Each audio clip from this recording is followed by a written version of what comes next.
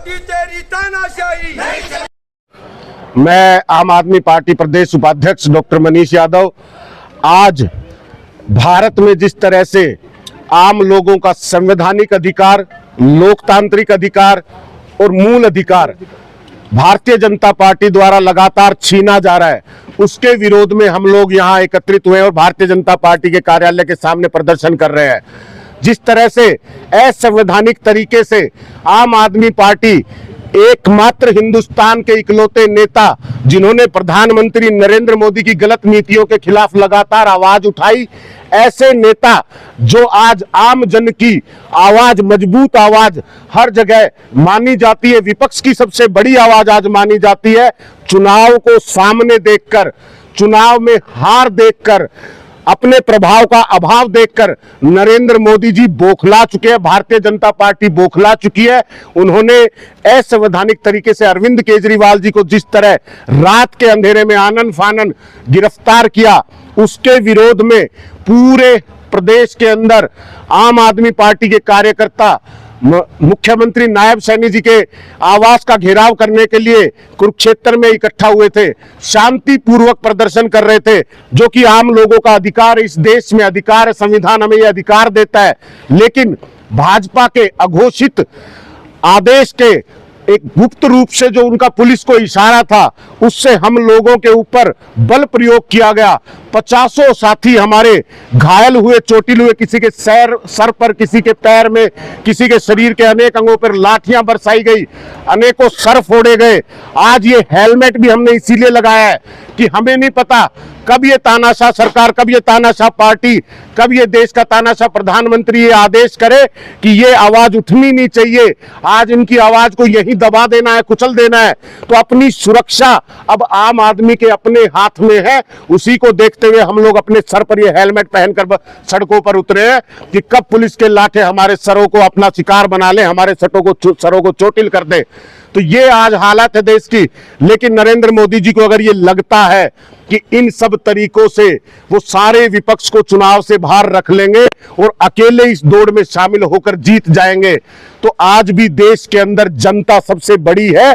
और जनता 2024 के इस लोकसभा चुनाव में नरेंद्र मोदी की इस तानाशाही, इस 10 वर्ष में जिस तरह से जनता के अधिकारों को उन्होंने छीना है, संविधान को जिस तरह से उन्होंने तोड़ा है, लोकतंत्र को जिस तरह से खत्म किया है, इसका जवाब देने का मन बना चुकी है। आज वो डरे हुए हैं, घबराए हुए हैं, इसलिए ये हरकतें कर रहे हैं। लेकिन 2024 में पूर्ण बहुमत से विपक्ष की सरकार बनेगी, नरेंद्र मोदी जी का सुपड़ा साफ होगा। प्राइवेटाइजेशन का लगातार विरोध करती है आम आदमी पार्टी, अब आपको भी पता है कि लगातार विरोध करते हैं। शराब नीति में 60% जो सरकारी ठेके थे उनको प्राइवेट किया गया, वो जो नीति थी उसमें एक अलग ही मामला रहा, उसको लेकर क्या कुछ कहेंगे? देखिए, शराब नीति जो पूरे प्रदेश में किसी तरह से उन्होंने जो चाहा था कि सरकार को उससे फायदा होगा और उससे लोगों को भी फायदा होगा, इस नीति को इसलिए लागू किया था।